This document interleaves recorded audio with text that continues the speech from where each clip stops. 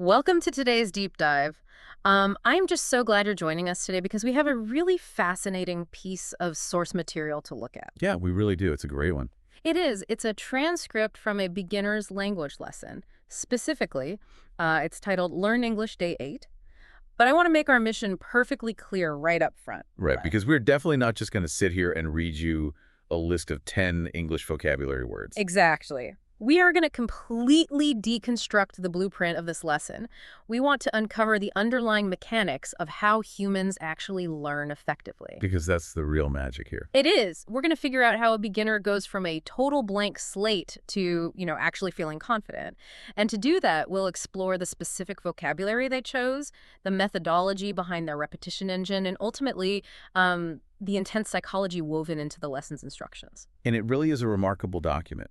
Because it's designed for a Day 8 beginner, it strips away all the high-level complexity. Yeah, it really does. It forces us to look at the raw, bare-metal mechanics of how the adult brain actually absorbs, encodes, and then deploys new information. Exactly.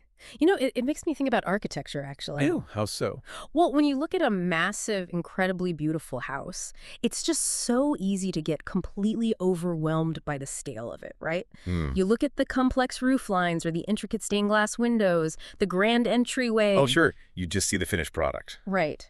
But if you actually wanted to build one yourself, you wouldn't start by trying to hang a crystal chandelier in the dining room. You don't start with the polish. No, I mean, you would start with a pile of rough bricks Yeah. and some mortar and a leveled patch of dirt. Exactly. You start with the foundational structural stuff, the really unglamorous work. Right. You lay down those first few solid bricks, and you make sure they are straight, because literally everything else rests on them. Today's deep dive is all about examining exactly how those first few cognitive bricks are laid when it comes to acquiring a completely new skill. And this lesson just provides a perfect case study for that foundational work. It really does. But before we look at exactly how this lesson teaches, let's examine what it teaches. Because right out of the gate, the source does something incredibly specific. Yeah, it explicitly warns the learner against information overload. Yes. The transcript actually says, don't try to learn hundreds of words in one day. Start with just 10 words. Which, by the way, is deeply rooted in cognitive science. Oh, really? Oh, absolutely. When adults decide to learn something new, our ambition usually just completely outpaces our neurological capacity. Ooh, I'm so guilty of that. We all are. We buy 5 textbooks, we download 3 different apps, and we basically try to memorize the dictionary. But the creators of this lesson are practically applying cognitive load theory here. Okay, cognitive load theory, that's the idea that our working memory has a strict, hard limit on how much novel information it can hold at any one time, right? Exactly. It ties back to Miller's law in psychology, which suggests the average human can only hold about 7 items plus or minus 2 in their working memory. Wow, just 7. Yeah. So if you try to force 50 new vocabulary words into a beginner's brain in one day, the cognitive load just becomes way too heavy. The brain essentially dumps the cache and nothing transfers to long-term memory. Oh, that makes so much sense. So by drawing a hard boundary at 10 words, this lesson is keeping the learner right in that sweet spot. Precisely. It is a highly manageable cognitive load. That is fascinating. And the 10 specific words they chose to fit into that sweet spot are really interesting. Let me just list them out for you listening. The 10 words are confident, improve, choose, enough, important, excited, healthy, quiet, busy, and enjoy. It's quite a list. It is. When I first read that list, I immediately thought of the concept of a capsule wardrobe. Oh, a capsule wardrobe. I really like that analogy. Expand on that a bit. Well, it's this idea in fashion that you don't need a massive overflowing closet to look put together. You just need a small collection of highly versatile, high-quality pieces that you can mix and match endlessly. Right, like a good white shirt, a solid pair of jeans. Exactly, a tailored jacket. These 10 words feel like a linguistic capsule wardrobe. But I do absolutely have to push back on the source material a little bit here. Oh, where does the capsule analogy break down for you? It's just, are these really the most essential 10 words for a Day 8 beginner? Okay, I see where you're going. Like, I completely understand a word like choose or important. Those are highly functional, high leverage words. But quiet or busy, You don't think those are essential? they just seem incredibly specific and almost secondary compared to basic survival verbs like, I don't know, eat or go or sleep. I mean, if I'm stranded in a foreign country, I need to know how to ask for food, not how to announce that I'm feeling quiet. It is a totally valid critique on the surface, but it actually highlights the strategic brilliance of this lesson's curation. Really? How so? We'll look very closely at the categories these words fall into, based on the examples provided in the transcript. Notice what is entirely missing from that list. Uh, There isn't a single noun, there is no apple, no car, no table. oh, wow. You're right. It's completely devoid of physical objects. And there is a very deliberate reason for that. Huh. Think about it. If you are a beginner and you don't know the word for apple, you could just point to an apple at the market. Right. You just use your hands. Exactly. Yeah. You can survive without the vocabulary word by using gestures, but abstract concepts, you can't point to them. These 10 words represent fundamental human states and actions. Oh, I see. They cover internal emotions like excited, confident, and enjoy. They cover fundamental life assessments like enough, important, and healthy. Right, right. And they cover daily, practical realities like busy, quiet, choose, and improve. Wow. Okay, so they aren't teaching survival mechanics at all. They are mapping the vocabulary directly to a learner's immediate, everyday internal experience. Precisely. What the creators of this lesson understand is that an adult beginner doesn't just want to identify objects in a room. They desperately need to express their current state of being. That makes total sense. Right. Think about your hypothetical of being in a foreign country.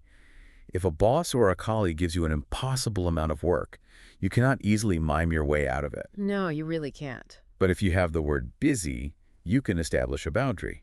If you can say, I am busy, or this is important, or I feel confident, you instantly regain a sense of agency in that new language. Agency. That's the key word. Yes.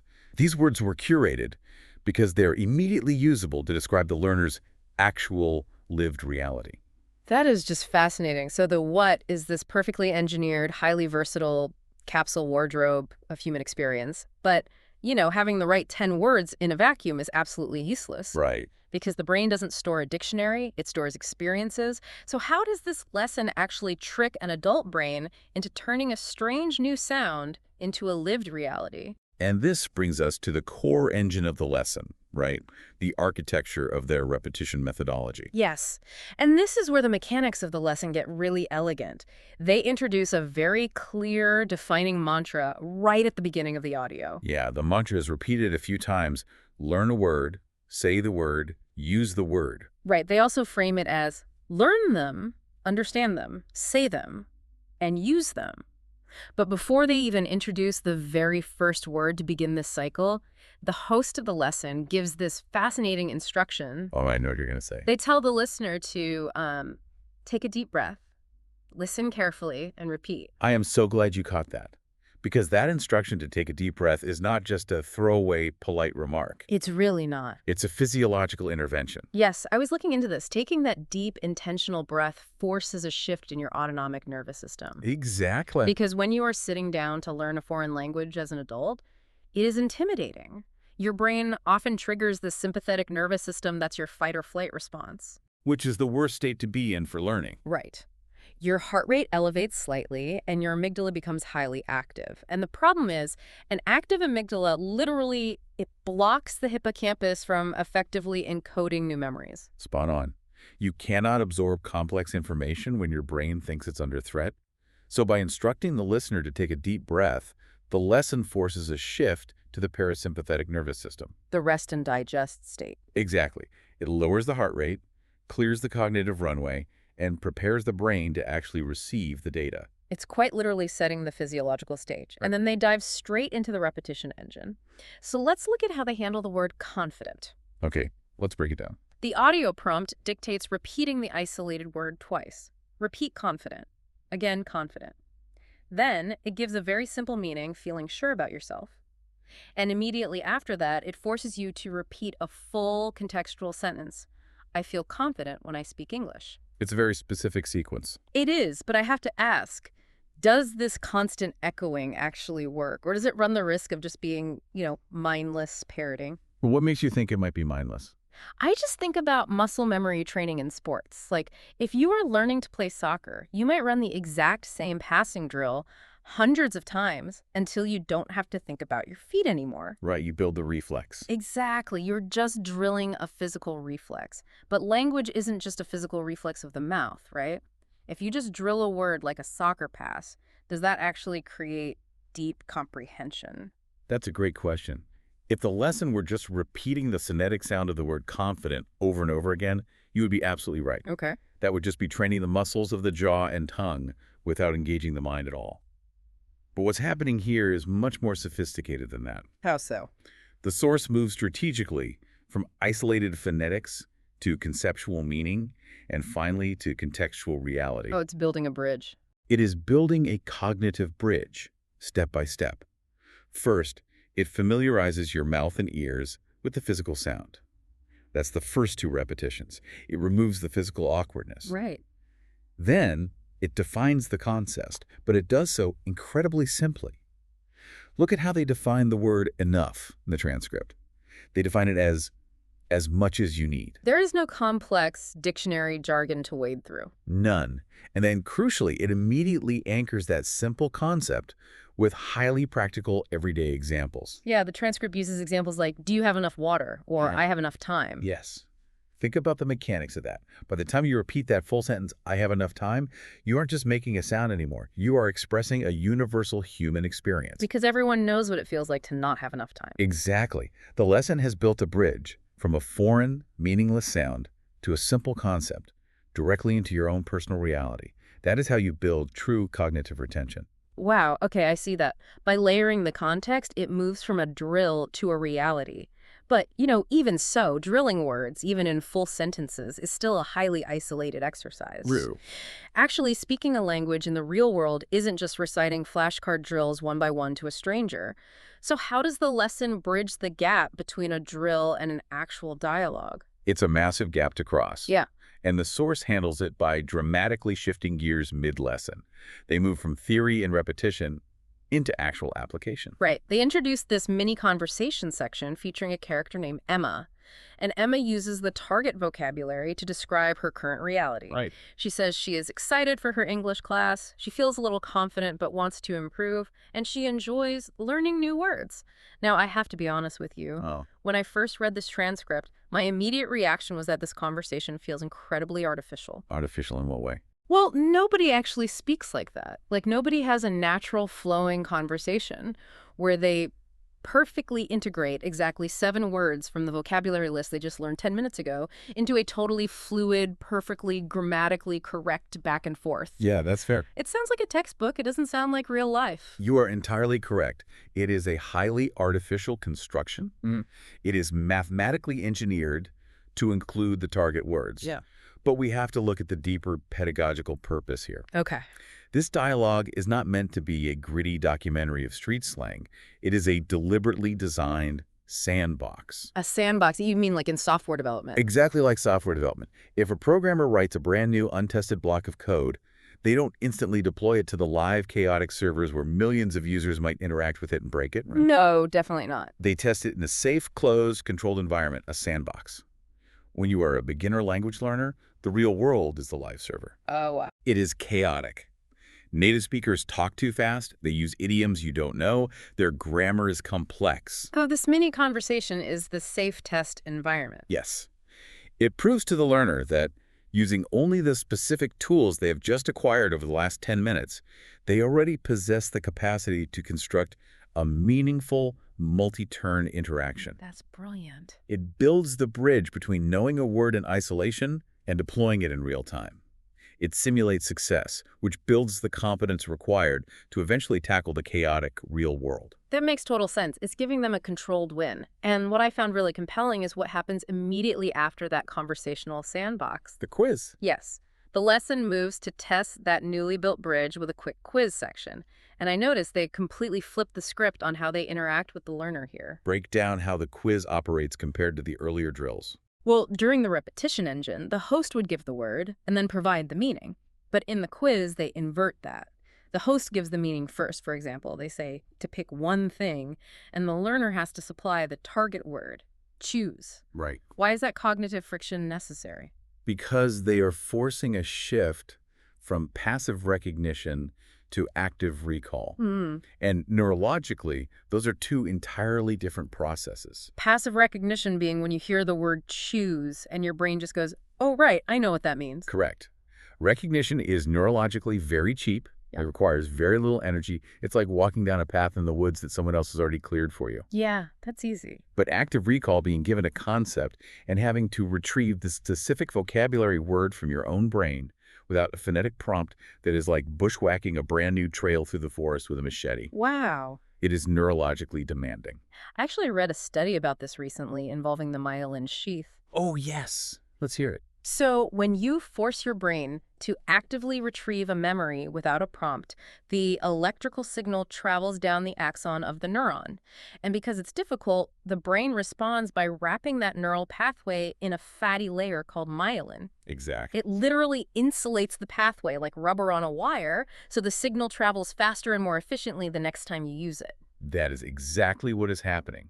Passive recognition does not trigger that myelination process effectively. Hmm. Active recall does. Mm. The friction of the quiz is literally thickening the physical infrastructure of the brain, cementing that word into functional long-term application. That is just mind-blowing. So if we look at the blueprint, so far we've got a highly curated, cognitively manageable vocabulary list. We've got a learn, say, use, repetition engine that leverages the parasympathetic nervous system to build conceptual bridges. Right. We've got a conversational sandbox to simulate success, and we have an active recall quiz to trigger myelination. It seems like a perfectly engineered machine for learning. It really does. But there is one final massive hurdle the source addresses at the very end of the transcript, and it has absolutely nothing to do with grammar or definitions or brain chemistry. No, the final hurdle is entirely about the psychology of the learner. The source concludes with today's challenge.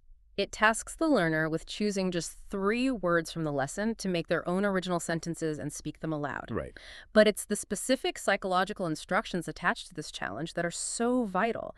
The host explicitly tells the listener, don't worry about mistakes, just speak. And don't try to be perfect. Try to practice every day.